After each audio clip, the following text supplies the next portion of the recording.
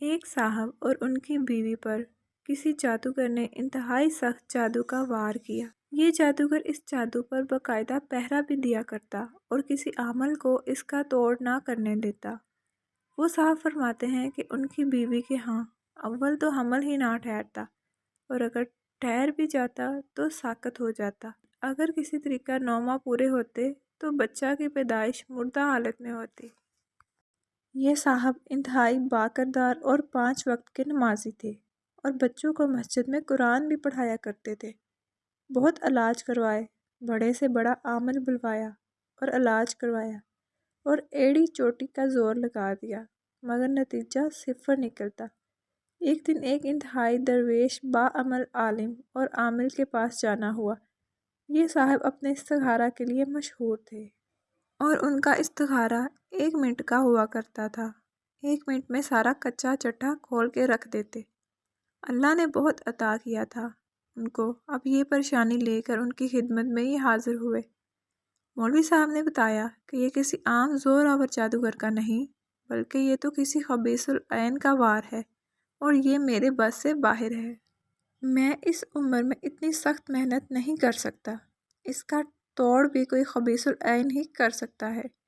یہ چونکہ مجبور تھے اس لیے پوچھنے لگے کچھ تو حل ہوگا۔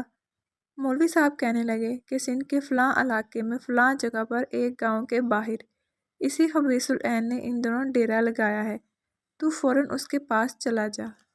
یہ صاحب فوراً سندھ روانہ ہو گئے اور جیسے ہی اس گاؤں کے باہر پہنچے تو دور سے ایک آگ کا دہتا الاؤ لگا ہوا دکھائی دیا۔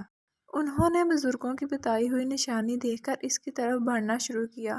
دور سے دیکھتے ہیں کہ ایک آدمی آگ کے پاس بیٹھا ہوا ہے اور ارد گرد اس کے ماننے والوں کا جمگھٹا ہے۔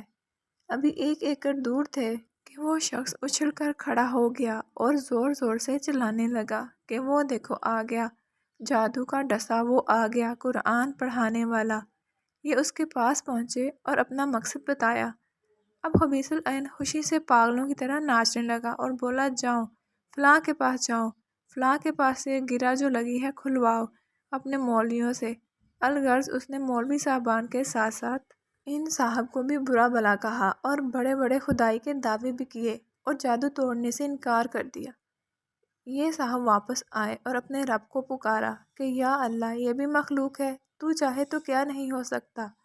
یہ ظالم مجھ پر غالب آ گئے ہیں اور ظلم کرنے سے باز نہیں آ رہے، اور رو رو کے اللہ کے حضور دعا کی، التجائیں کی۔ دفتر دن میں القا ہوا کہ جادو کا توڑ تو آقا علیہ السلام نے موذتین سے کیا تھا اور جادو بھی انتہائی سخت بلکہ آخری درجے کا تھا۔ جب آقا علیہ السلام نے موذتین سے یہ جادو توڑا تو میں بھی موذتین ہی پڑھتا ہوں۔ اب انہوں نے اللہ کا نام لیا اور اسی رات سے باوضو ہو کر مسجد میں جا کر موذتین اس جادو کے توڑ کی نیت سے پڑھنا شروع کی۔ یہ پوری رات پڑھتے رہے اور وقتاً فوقتاً دن کو بھی یہ ورد چلتا رہتا۔ ہر وقت باوضو رہنے لگے۔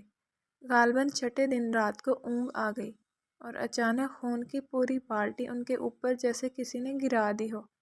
یہ بہت پریشان ہوئے، اٹھے، مسجد کے ساتھ ہی کنواں تھا وہاں نہائے دھوئے اور کپڑے پاک کیے، مسجد دھوئی اور سوچا کہ بی بی کی خبر بھی لوں۔ گھر پہنچے تو وہاں بھی یہی حال تھا اور بیوی انتہائی پریشان تھی۔ بیوی کو دلاسا دیا اور فرمانے لگے کہ بھلی مانس، اب کچھ ہلچل ہو گئی ہے، انشاءاللہ اب کام بن جائے گا۔ ایک نئے ولولے سے اسی رات سے پھر دوبارہ مسجد میں عمل شروع کر دیا۔ 9ویں دن پھر وہی اونگ آئی اور دونوں میاں بیوی پر خون کی بالٹی گرا دی گئی۔ انہوں نے ہمت نہ ہاری اور پڑھنا جاری رکھا۔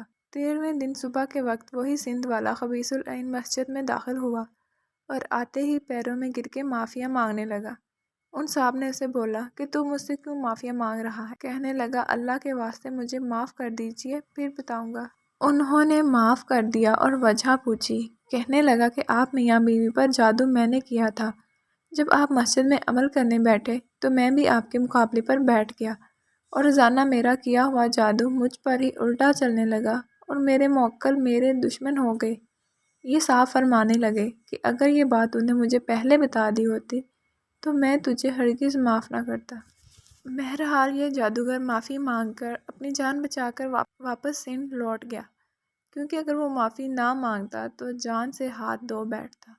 انہوں نے اللہ کا شکر ادا کیا مگر جادوگر کی صلح کا اعتبار بھی نہ کیا اور 41 دن مسلسل عمل کرتے رہے۔ اس کے بعد اللہ نے ان کو نرینہ صحت مند اولاد سے نوازا اور 2 سے زائد بیٹے عطا فرمائے اور یہ بندش ہمیشہ کے لیے ٹوٹ گئی۔ جادو کا حتمی علاج قرآن پاک کی آخری 2 صورتیں جنہیں معوذتین کہا جاتا ہے سحر کے علاج میں مغز کی حیثیت رکھتی ہیں، یعنی سورۃ فلق اور سورۃ ناس۔ انہیں 3 مرتبہ صبح و شام پڑھنا چاہیے اور بچوں پر پڑھ کر دم کرنا چاہیے۔ یہ بے نظیر و بے مثال عمل ہے۔